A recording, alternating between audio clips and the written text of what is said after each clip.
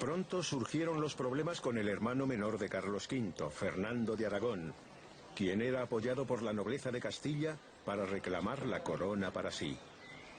Sin embargo, las Cortes dictaron que Fernando debería permanecer en Valladolid hasta que Carlos V tuviera descendencia, ya que Carlos debía regresar a Bruselas.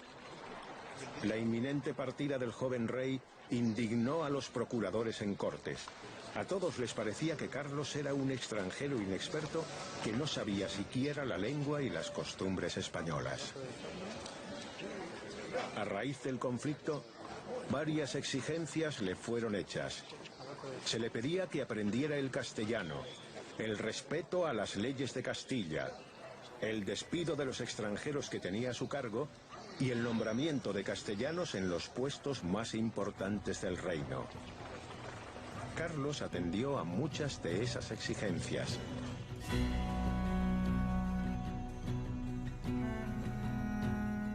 Comenzamos este nuevo bloque de Ser Historia y lo hacemos escuchando un fragmento de un documental de televisión titulado Carlos V, el sueño europeo del emperador.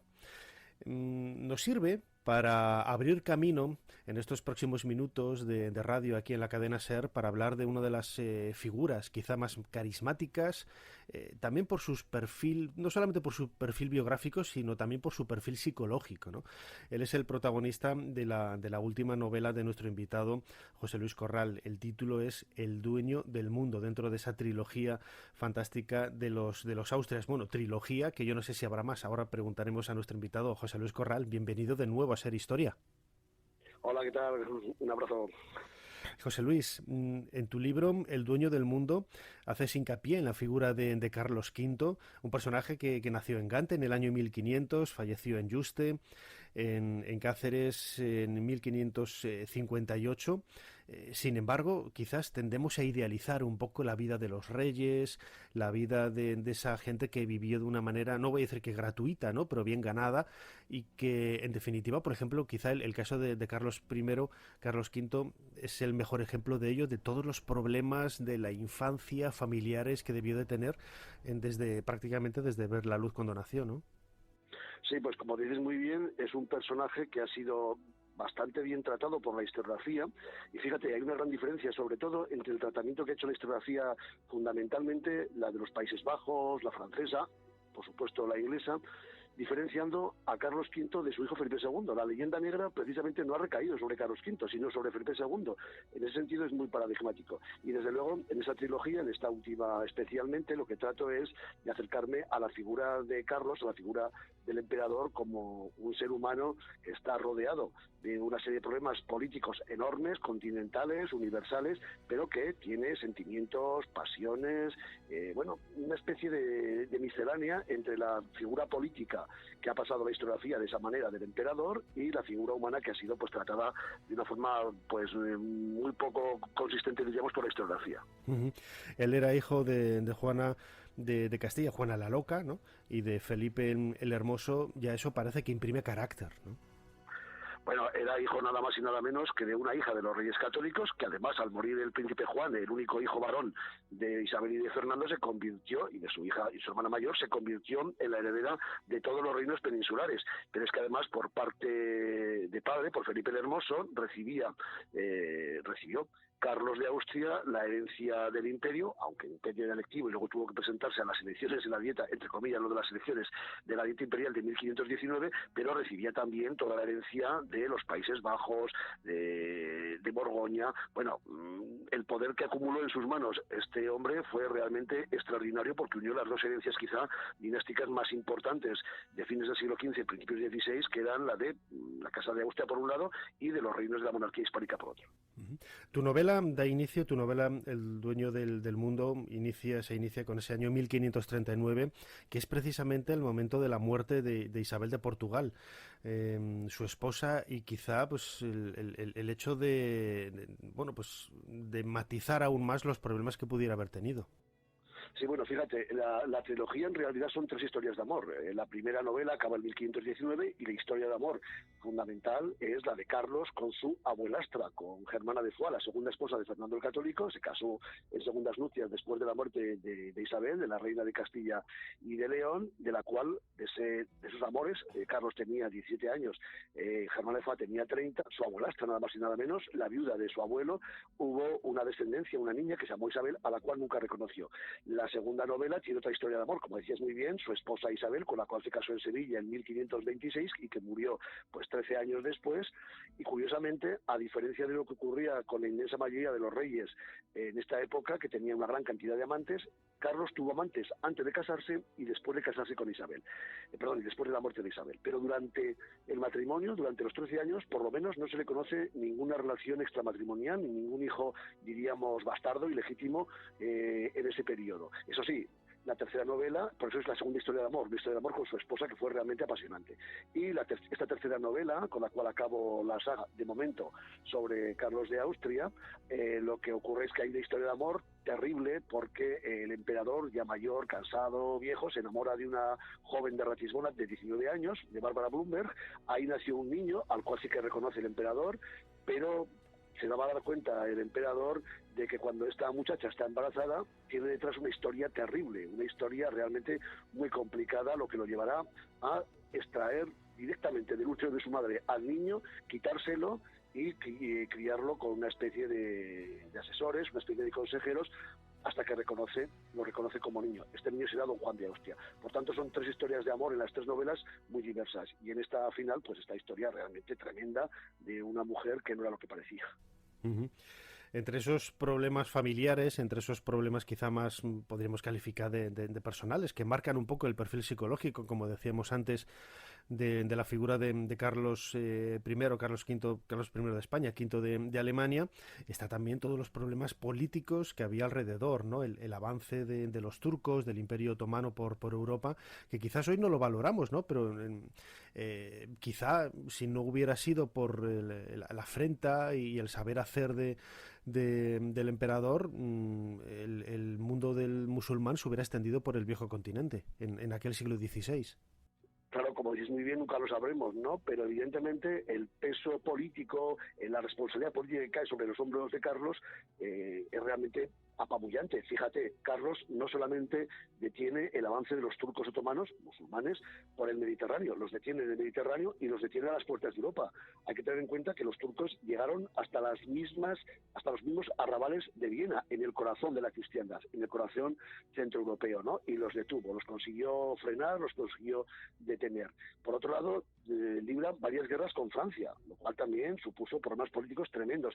Tiene que enfrentarse a toda la rebelión de la herejía luterana, de la herejía protestante, que le llevó pues prácticamente a partir del imperio y tuvo de hecho a su muerte, o poco antes de su muerte, tuvo que dividir sus dominios en 2 partes. A los reinos de Hispania, los reinos de España se los dio a Felipe, a su hijo mayor, y en cambio pues tuvo que ceder el imperio a su hermano pequeño, a Fernando. Pero es que además también estaba sobre sus hombros todo el peso de la expansión española por América, que en aquellos momentos estaba en su máximo apogeo. Por tanto, como decías muy bien, este hombre tuvo una responsabilidad extraordinaria y supo mantener el pulso firme, a pesar de que él no tenía ni grandes capacidades físicas, no era un portento físico, no era un hombre que tuviera un atractivo, diríamos, de carácter majestático, de carisma, todo lo contrario, y tampoco tenía grandes facultades intelectuales. Pero bueno, a pesar de esas carencias, él supo sostener prácticamente el mundo con todos estos problemas sobre sus hombros.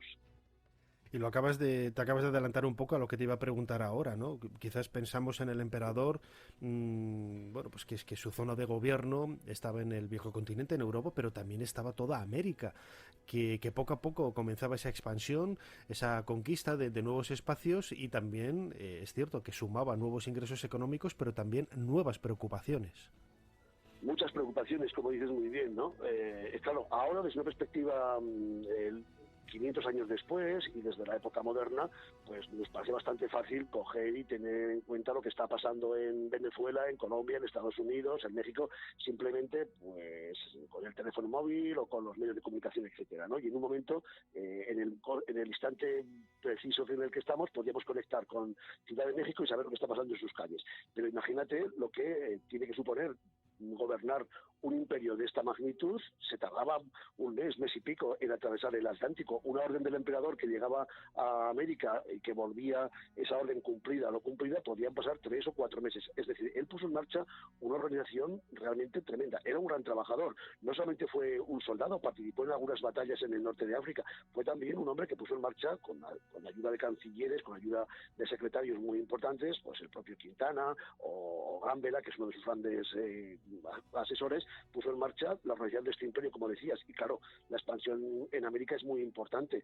Vista desde el siglo XXI y con todo lo que ocurrió con la expansión del imperio hispánico en aquel tiempo, parece una epopeya asombrosa.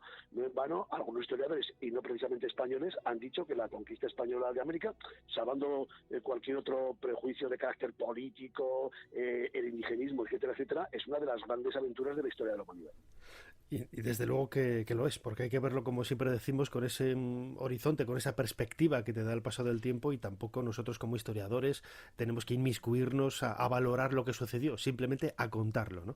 Que es un poco lo que solemos hacer aquí en Ser Historia. Pero José Luis Corral, autor de esta novela, El dueño del mundo, última entrega de esta trilogía de los Austrias, en ese corte del principio del documental Carlos V, El sueño europeo del emperador, veíamos todos los problemas, ¿no?, que se le ponían al joven Carlos cuando llegó al gobierno, pues donde los castellanos en primer lugar le obligaron a aprender castellano, que no tomara tantos extranjeros para para los cargos más afines.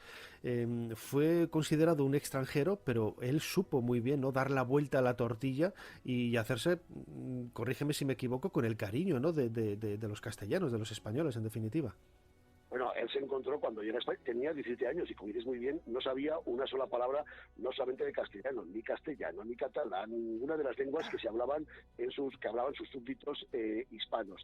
Por tanto, ese era un problema lingüístico, un problema de rechazo. Un rey, todavía un emperador, que viene del norte, que nunca ha estado aquí, que pisa por primera vez los reinos que le han correspondido por la herencia de su madre, de Juana la Loca, y de sus abuelos los reyes católicos, pues sufrió el rechazo del pueblo, pero no solamente del pueblo llano, también de altas esferas, de parte de la nobleza y de una burguesía comercial acomodada que veía en el futuro emperador una especie de poder omnímodo que iba a cercenar algunos, entre comillas, de sus privilegios medievales.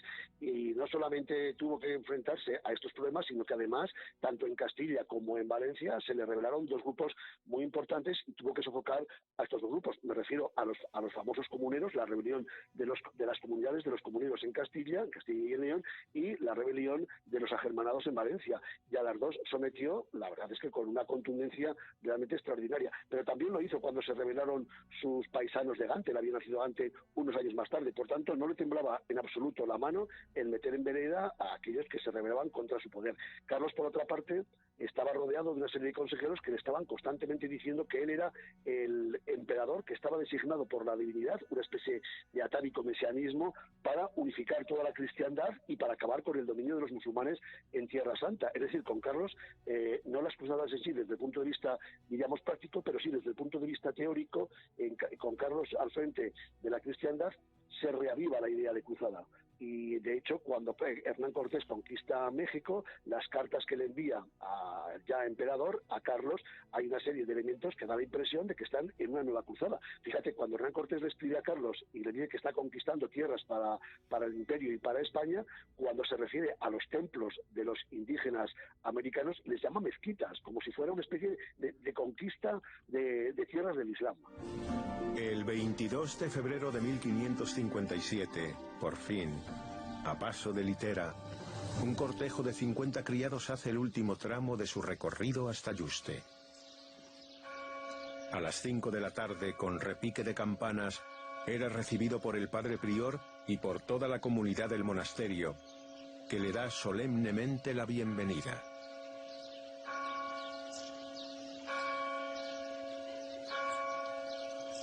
Entró primeramente el emperador en el templo y se cantó un solemne Te Deum al pie de la escalinata del presbiterio, mientras oraba muy recogido. Y acto seguido tomó posesión de su pequeño palacio. El Señor es mi pastor, nada me falta. Me conduce hacia fuentes tranquilas y repara mis fuerzas. Su vara y su cayado me sosiegan.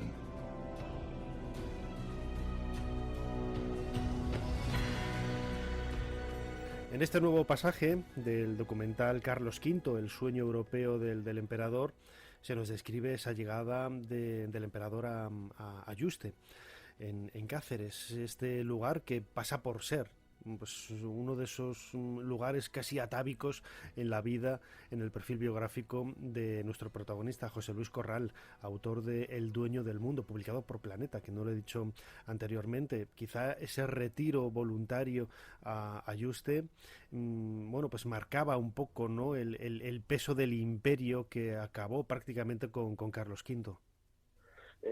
Mira, a finales de 1555, cuando Carlos va con el siglo, tiene 55 años, el cansancio acumulado durante viajes, tantos viajes en sus testamentos, en sus recuerdos, ya retirado, dice: he viajado 9 veces a Inglaterra, 10 veces a Alemania, 15 veces a Italia. Bueno, estaba permanentemente viajando y eso agotó al emperador.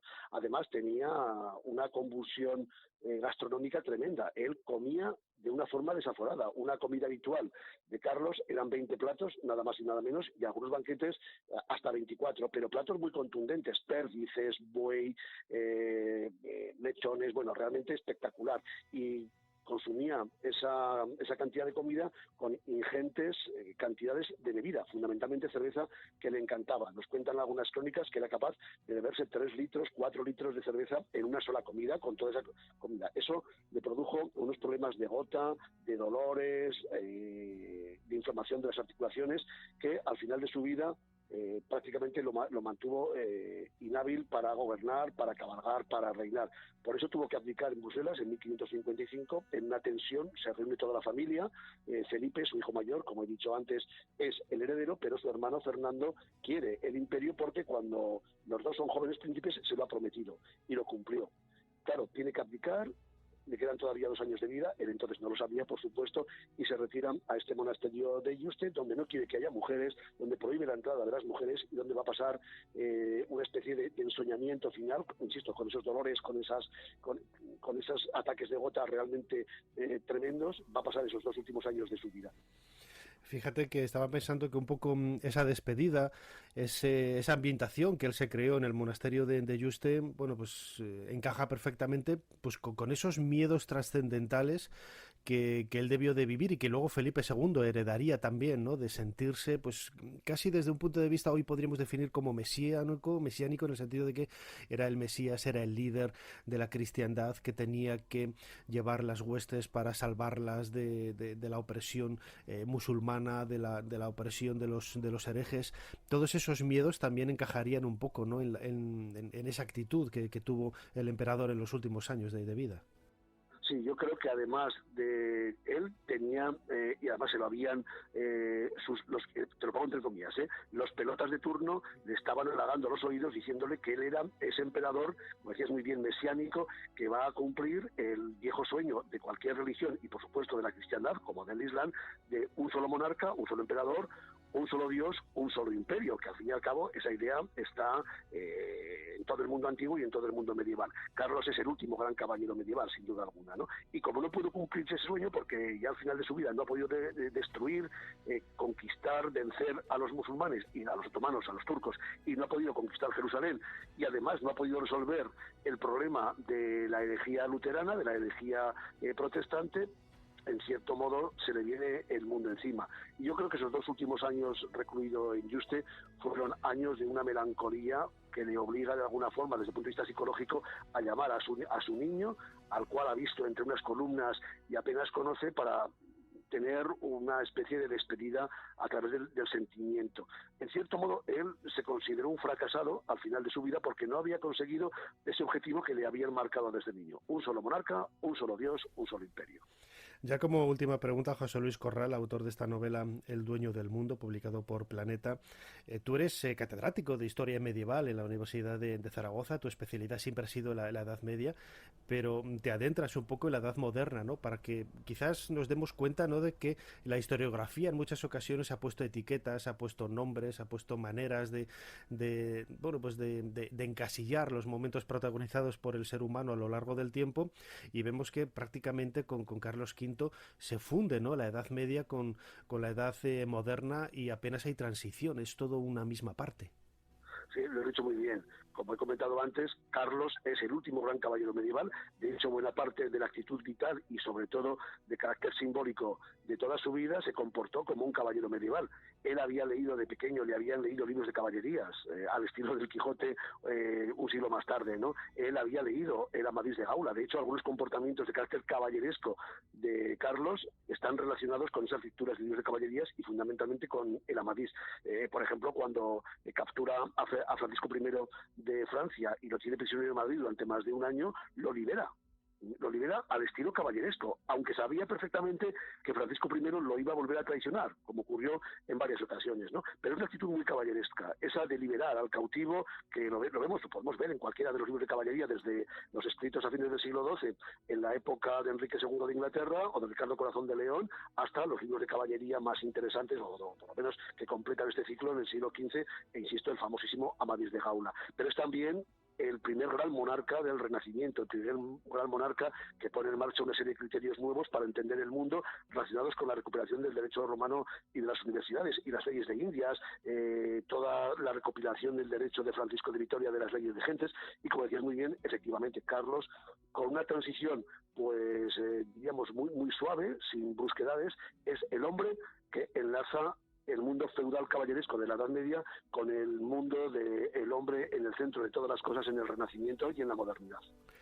Muy bien, José Luis Corral, caballero medieval. Te vamos a dejar ya en tu Daroca natal, desde donde nos hablas, para que vuelvas a tu montura, te pongas la armadura y sigas haciendo historia, como has conseguido hacer con esta fantástica trilogía de los Austrias. La primera, recordemos, El vuelo del águila; la segunda, El tiempo en sus manos; y esta tercera entrega, también publicada por Planeta, El dueño del mundo, cuyo protagonista, Carlos V, ha sido, bueno, pues el personaje del que hemos hablado contigo en estos minutos.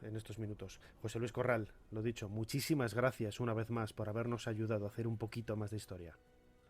Bueno, Nacho, como siempre, muchas gracias a ti y enhorabuena por esta labor y felicidades de divulgar la historia, nuestra historia, que buena falta que nos hace.